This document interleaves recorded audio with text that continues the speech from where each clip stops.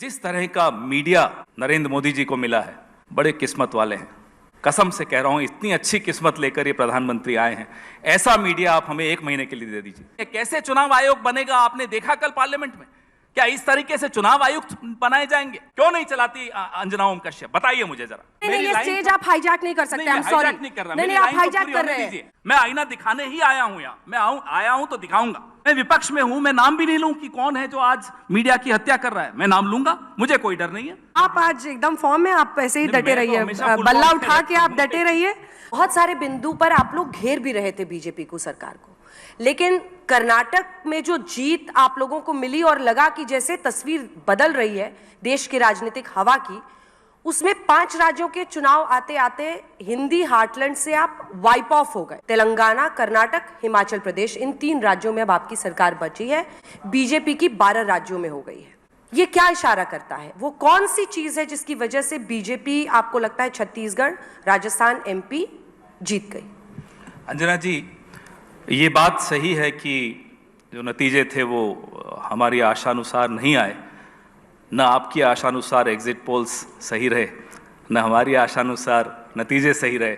आपको और हमें दोनों को आत्ममंथन करना चाहिए। लेकिन इस बात का गर्व ज़रूर है और एक संतुष्टि है कि जो हमारा वोट शेयर है वो 40% के आसपास अभी भी बना हुआ है। तो आप ये कह दें कि उत्तर भारत से कांग्रेस का सफाया हो गया, वो गलत है। हाँ, दक्षिण भारत से भाजपा का सफाया पूरी तरह से हो गया है और उत्तर भारत में 40% पे आज भी हम खड़े हैं। तो इससे ये साबित होता है कि पूरे भारत में शायद कांग्रेस इकलौती ऐसी पार्टी है जिसको आप पैन इंडिया पार्टी आज कह सकते हैं। लेकिन इसके साथ में एक लाइन और बोलना चाहूँगा। जिस तरह का मीडिया नरेंद्र मोदी जी को मिला है, बड़े किस्मत वाले हैं। कसम से कह रहा हूं, इतनी अच्छी किस्मत लेकर ये प्रधानमंत्री आए हैं। ऐसा मीडिया आप हमें 1 महीने के लिए दे दीजिए और 7 दिन के लिए ऐसी एजेंसीज दे दीजिए, ED, CBI, income tax, CAG, 7 दिन के लिए एजेंसीज और 1 महीने के लिए आज तक। तो यही मांग रहे हैं आपसे। अच्छा, मतलब चुनाव आपको लड़ना है, चुनाव आप हारे और सारा का सारा दोष आपको अभी भी लगता है कि मीडिया, एक सेकंड, अब सवाल नहीं पूरा होने देंगे, कि सारा का सारा दोष आप मीडिया पे मर दें, आप मर दें कि एजेंसीज की वजह से हुआ। अरे एजेंसीज की कार्रवाई तो इलेक्शन वोटिंग के जस्ट पहले छत्तीसगढ़ में हुई। पहली बात फिर तो भी जनता ने, कि मैं आपको दोष नहीं दे रहा, मैं तो श्रेय दे रहा हूं। नहीं, आप गलत कर रहे हैं। आप श्रेय लीजिए।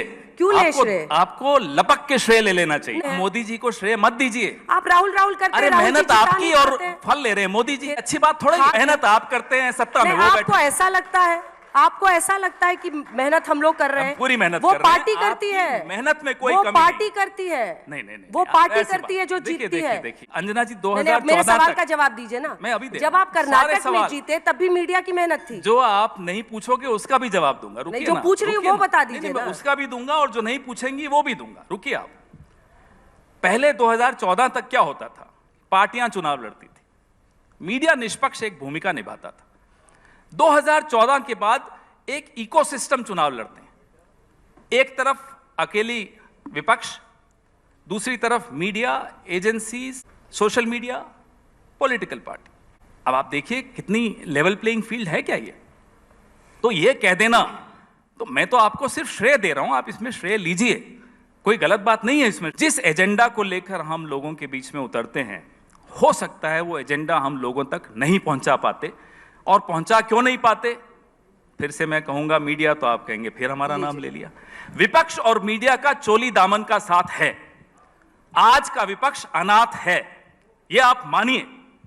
इसलिए कहता हूं, 3 कांग्रेस के नेताओं को मंच पर बिठा रखा है। रुक जाइए। 3 कांग्रेस पार्टी के नेताओं को हमने मंच पर बिठा रखा है। रुक जाइए, आप तो 6 और ले आइए बीजेपी के, उनको भी हम झेल लेंगे, आप चिंता मत करिए। आप सुन लीजिए पहले मेरी बात, पहले सुन लीजिए। कांग्रेस हारी, आप ये बात कर रही है। अरे लोकतंत्र हार रहा है, उसकी चिंता आपको क्यों नहीं है? ये जो चुनाव के नतीजे आते हैं, इसमें तो चलिए एक पार्टी हारती है, एक जीत जाती है, आपका एग्जिट पोल हार जाता है, आप जीत जाते हैं, चलता है ये सब। लेकिन जो बड़ी हार हो रही है वो लोकतंत्र की हो रही है। उस पर आपका ध्यान क्यों नहीं है? कैसे चुनाव आयोग बनेगा आपने देखा कल पार्लियामेंट में। क्या इस तरीके से चुनाव आयुक्त बनाए जाएंगे? अगर ये कांग्रेस सरकार के दौरान होता तो आज नेशन विद अन्ना करके अंजना ओम कश्यप सुबह से रात तक चैनल पे चलाती और सड़क पर अन्ना हजारे आ जाते। क्यों नहीं आते अन्ना हजारे, क्यों नहीं चलाती अंजना ओम कश्यप, बताइए मुझे जरा। यह स्थिति है आज इस देश की। इससे आप कब तक बच सकते हैं?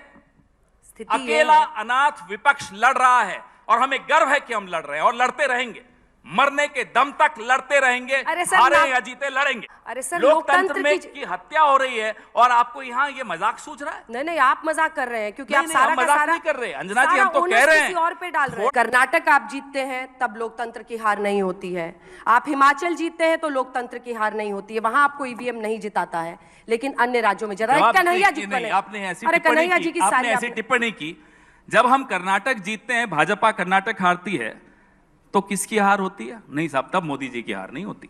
तब अंजना जी के मुंह पर ऐसे शिकन्ने आ जाती है जब उनको कहते हैं मोदी जी हार गए। नहीं साहब, मोदी जी नहीं हारे, पवन जी कर्नाटक के मुख्यमंत्री हारे हैं। पवन जी एक सेकंड नहीं, एक सेकंड, अब आपको सुनना होगा क्योंकि आप ये नहीं, ये स्टेज आप हाईजैक नहीं कर सकते। हम सॉरी, नहीं, आप हाईजैक कर रहे हैं, आप हाईजैक कर रहे हैं क्योंकि वहां पर मुख्यमंत्री के चेहरे पर बीजेपी चुनाव लड़ी थी। की शाम को कहते हैं कि मुख्यमंत्री के चेहरे पर चुनाव लड़ी, हार जाती है तो लोकसभा में कोई असर नहीं पड़ेगा।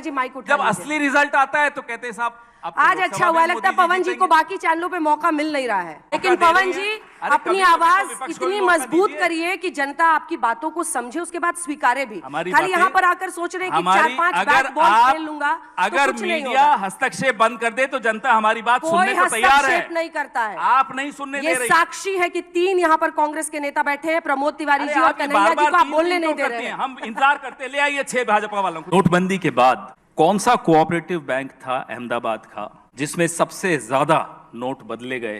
किसका था वो? कौन उसका डायरेक्टर था? मैं नाम लूंगा तो शायद आपको एडवर्टाइजमेंट्स मिलनी बंद हो जाएंगी।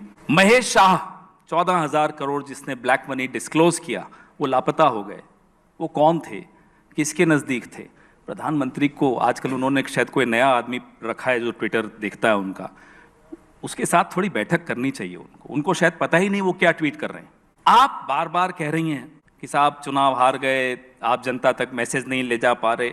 मैं आपसे एक सवाल पूछता हूं अंजना जी, सवाल तो वैसे आप पूछती हैं लेकिन मैं भी एक पूछूंगा आपसे।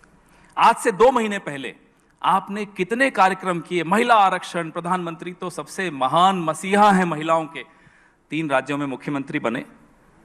अरे अपनी पार्टी में कोई महिला नहीं मिली होंगी, अंजना जी को ही बना देते। वसुंधरा राजे का में क्या कमी थी? उन्हें नहीं बनाएंगे। कांग्रेस पार्टी ने तो तीनों राज्यों में महिला मुख्यमंत्री दिए हैं। शीला दीक्षित यहां 3 टर्म्स थी मुख्यमंत्री, पहली प्रधानमंत्री इस देश की महिला किसने दी? मोदी जी कम से कम महिला आरक्षण का इतना बड़ा झुंझुना आप सबके हाथ में पकड़ाकर, अब मौका आया था तो वसुंधरा जी को घर पे बैठा दिया। आप लोग भी कमाल के हैं। एग्जिट पोल के दिन तो नड्डा जी का चेहरा दिखा रहे थे जब बीजेपी हार रही है, जब सही नतीजे आने लगे तो मोदी जी का चेहरा फिर से सामने आ गया। अरे साहब आप लोग भी तो इस नशे से बाहर आइए, फिर देखिए देश कैसे रिस्पॉन्ड करता है हमारे मैसेज। मैं बार बार ये दोहराता हूं, हम आपके बगैर अधूरे हैं, मोदी जी भी आपके बगैर अधूरे हैं, ये मैं मानता हूं। नशे में आप हैं सर। हम क्या नशे में? हमारा तो नशा आप लोग सब रोज उतारते हो। आप संस्थानों पर उंगली उठाते रहेंगे। सब संस्थानों पर ही हमला हो रहा है अंजना जी। जब हमला संस्थानों पर हो रहा है, जब मीडिया की निष्पक्षता पर हमला हो रहा है, तो हम क्या सवाल भी नहीं उठाएं? या अब उस पर भी आपत्ति है आपको कि सवाल क्यों उठा रहे हैं? लगता है ऐसा आपको लगता है? आप अभी पूछ लीजिए लोगों को लगता है कि मीडिया निष्पक्ष है या नहीं है। सिर्फ एक आग्रह हमने कर्नाटक पे बोला, एक आग्रह, भ्रष्टाचार का नाम टिक गया। जब मेरी बारी आती है अंजना जी को मेरी आवाज इतनी नापसंद है कि खुद ही बोलती चली। नहीं, क्योंकि आप अंजना अंजना कर रहे हैं, आप ऑब्सेस्ड हो रहे हैं मुझसे। आप एंकर हैं, आप अंजना से इतने ऑब्सेस्ड हैं। मैं क्या फिर मैं क्या बोलूं? अरुण पुरी जी का नाम लूं, राज चंगप्पा जी का नाम लूं, राहुल कंवल जी का नाम लूं, किसका नाम लूं? बताओ, मैं सबका नाम ले लेता। नहीं, आपको नाम लेने की जरूरत नहीं है, आप कांग्रेस के बिहाफ पे आए हैं, आप जवाब दीजिए। चलिए नाम नहीं लेते। मैडम तो कह सकते हैं। मैडम, मीडिया भी थोड़ा आत्ममंथन कर ले तो क्या बुराई है? देश के लिए अच्छा होगा, कर लीजिए ना आत्ममंथन। हमारा भी आग्रह मान लीजिए। हम तो जितनी बार आप कहते हैं आत्ममंथन करिए, हम करते हैं। आपकी हर सलाह मानते हैं हम। चुनाव हारते हैं तब भी मानते हैं, चुनाव जीतते हैं तब भी मानते हैं। हम तो मीडिया को सम्मान करते हैं। जब हम सरकार में थे, प्रमोद तिवारी जी तब भी सत्ता में थे, पूछिए इनसे। कन्हैया कुमार जी तो तब भी जूझ रहे थे सरकार के खिलाफ। जब हम सरकार में थे, आप लोग रोज कार्यक्रम करते थे, आप हमारे खिलाफ। हमने तो कभी नहीं फोन करके बोला साहब आपके बॉसेस को कि नहीं अंजना जी को हटा दीजिए, उनको कम कर दीजिए, हिरेन जोशी हमारे यहाँ तो कोई था ही नहीं। बस फिर शुरू हो गया। क्यों नहीं शुरू होंगे? आपको क्या आपत्ति है? मैं हिरेन जोशी का नाम ले रहा हूं ना, आप मत लीजिए, मैं तो लूंगा। मैं विपक्ष में हूं, मैं नाम भी नहीं लूं कि कौन है जो आज मीडिया की हत्या कर रहा है। मैं नाम लूंगा, मुझे कोई डर नहीं है। रोक लेंगे एक बार और, हवाई जहाज से उतार लेंगे, मुझे उतार लें। जब मुझे डर नहीं है तो आपको सुनने में क्यों डर लगता है? मुझे बोलने में डर रहा है यहाँ पर। इनके मोबाइल उठाकर देख लीजिए मीडिया वालों के, सुबह हिरेन जोशी जी का फोन मैसेज आ जाता है, एजेंडा सेट हो जाता है। बस शुरू हो। चुनौती है ये मेरी। मैंने देखे हैं वो मैसेजेस, ऐसे नहीं बोल रहा हूं, मैं जिम्मेदारी से बोल रहा हूं। 15 साल में सरकार इनसे बहादुर तो प्रमोद जी आप निकले। आपने धीरज साहू पे जवाब दिया। धीरज साहू पे भी जवाब दूंगा। तो थोड़ी बहादुरी आप दिखाइए कि जब मैं आईना दिखा रहा हूं तो आईना देखिए, आप भी बहादुरी दिखाइए। मैं आईना दिखाने ही आया हूं यहाँ, मैं आया हूं तो दिखाऊंगा। अब आइए धीरज साहू पर, मैंने उसका सबसे पहले जवाब आपको दिया। महेश शाह, एक और शाह का भी नाम लेते लेते रह गया, अमित शाह। किसका बैंक है वो जिसमें सबसे ज्यादा नोटबंदी में नोट बदले गए? मैं तो 2 शाह का नाम ले लिया। आप सुनने की हिम्मत है आपकी? दोनों शाहों का नाम धीरज साहू बोल रहे हैं। धीरज साहू का तो हमारे प्रमोद जी ने भी जवाब दे दिया, मैंने शुरू में ही जवाब दे दिया। अरे जिनका पैसा है उनसे पूछे ना, हमसे क्यों पूछ रहे हैं आप? वो तो ठीक है, लेकिन सवाल नोटबंदी का सवाल आपने क्यों नहीं पूछा उस कोऑपरेटिव बैंक से? हम तो ये पूछ रहे हैं, कहां है महेश शाह? पूछिए ना, जवाब दिलवाइए ना हमें। सवाल परसेप्शन का है, इसके बावजूद मोदी क्यों जीत रहे हैं? आप परसेप्शन की बात कर रहे हो, मैं तथ्य दे रहा हूं आपको। It's facts versus perception, I am giving you facts. Why are you scared of facing these facts? किसी ने ऑडियंस से कहा भूख हड़ताल पे तो बैठो आप लोग। बैठे थे क्या मोदी जी भूख हड़ताल पे प्रधानमंत्री बनने से पहले? अब मीडिया को कहिए अन्ना हजारे ढूंढे एक और, जैसे इन्होंने पहले ढूंढा था आरएसएस के साथ। हमने ढूंढा था। हम तो जैसे मोदी जी आए, अन्ना हजारे बैठे, वहां अरविंद जी बन गए, यहां मोदी जी बन गए। आप किसी अन्ना को लाइए, हम बन जाएंगे, चिंता क्यों कर रहे हैं आप? कोई किसी अन्ना को ला नहीं सकता। नहीं, हमें सब मालूम है। अन्ना पैदा होते हैं और अन्ना के तरह लोग आंदोलन में और फिर सो जाते हैं। पवन जी, आंदोलन को आप बिलिटल मत कीजिए, क्योंकि उस आंदोलन में क्या जो भी है, नहीं मैं नहीं बिलिटल करूंगा। उस आंदोलन से कईयों की दुकान चली। हाँ, मीडिया में भी कईयों की दुकान चली, ये भी सही है। पॉलिटिक्स में भी कईयों की दुकान चली, इसलिए मैं उसको बिलिटल नहीं कर रहा हूं। लोकतंत्र की ताकत आंदोलन होते हैं, लेकिन उस आंदोलन के पीछे मीडिया का भी एक बड़ा हाथ था। आज वो मीडिया कहां है? मैं सिर्फ ये पूछ रहा हूं, आज वो अन्ना हजारे कहां है? मतलब आप सिर्फ ये पूछ रहा हूं। आप चाहते हैं कि मीडिया आपको जिता दे? नहीं, मीडिया तो न जिताता है न हराता है। आप ही कह रही हैं। तो आप बात परसेप्शन की हो रही है, आप ही कह रही हैं। तो मीडिया जो परसेप्शन बना रहा है आप विपक्ष के बारे में, राहुल गांधी जी के बारे में, मोदी जी के बारे में, आप उस पर भी तो थोड़ा सवाल उठाइए कि ये परसेप्शन आप किस आधार पर बना रही हैं।